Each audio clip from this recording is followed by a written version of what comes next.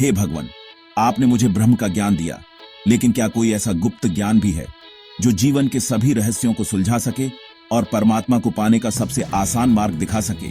कुरुक्षेत्र की युद्ध भूमि पर अर्जुन श्री कृष्ण के दिव्य ज्ञान को सुनते हुए और अधिक जिज्ञासु हो गया। उसने श्री कृष्ण से पूछा। श्री कृष्ण मुस्कुराए और बोले, हे अर्जुन, अब मैं तुम्हें उस राजविद्या, राजाओं की विद्या और राजगुह्य सबसे गुप्त ज्ञान के बारे में बताऊंगा।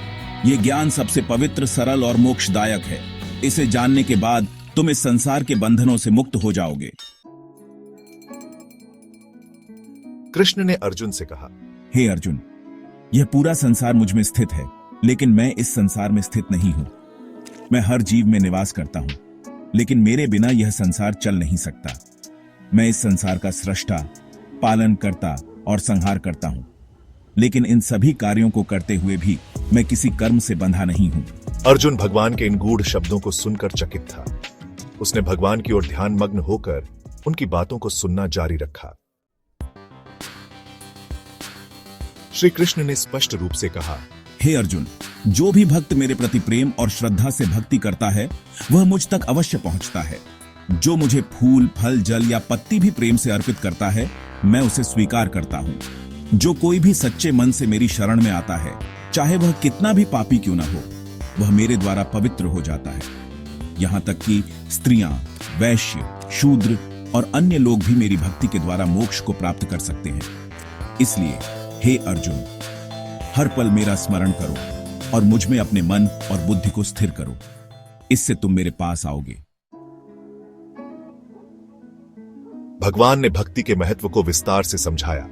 हे अर्जुन, मैं हर जीव के भीतर हूं। सभी मेरे लिए समान हैं। मुझे केवल प्रेम और भक्ति चाहिए।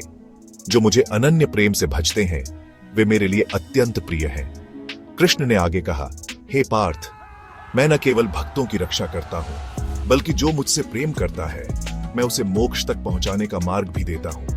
तुम केवल मुझ पर भरोसा करो, मैं तुम्हारे सभी पापों को हर लूंगा। अर्जुन ने यह सब सुनकर समझ लिया कि भगवान को प्राप्त करने का सबसे सरल मार्ग प्रेम और भक्ति है। कर्म, ज्ञान और योग महत्वपूर्ण हैं, लेकिन भक्ति सबसे सरल और प्रभावी है। श्री कृष्ण ने अंत में कहा, हे अर्जुन, तुम चिंता मत करो। सच्चे मन और प्रेम से मेरा स्मरण करो और मैं तुम्हें जन्म मरण के बंधन से मुक्त कर दूंगा। अध्याय 9 में श्री कृष्ण ने अर्जुन को बताया कि प्रेम और भक्ति से भगवान को प्राप्त किया जा सकता है। भगवान सभी के लिए समान है, लेकिन भक्त उनके लिए विशेष होते हैं।